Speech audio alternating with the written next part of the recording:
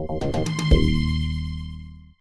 one small step for man, one giant leap for mankind. It's July 20th, 1969. American astronaut Neil Armstrong has just become the first person to walk on the moon. Back home on Earth, millions of people all over the world follow his journey on television. Today, at Washington, D.C.'s Air and Space Museum, visitors remember that monumental day. We were fascinated by the fact that we could put human up there on that moon that we had watched for so long. It was the crowning achievement of NASA's Apollo program, launched 8 years earlier by President Kennedy.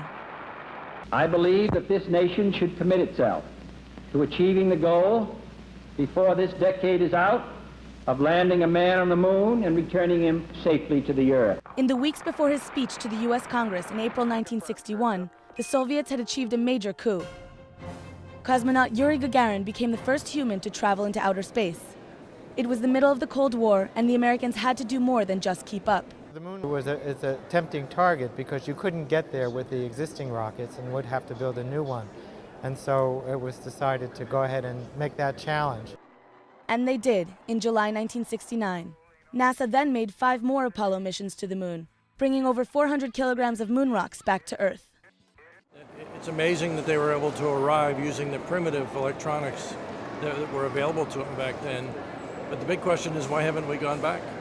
The plan is to make it back to the moon by 2020. The mission, called Constellation, was started 5 years ago by George W. Bush.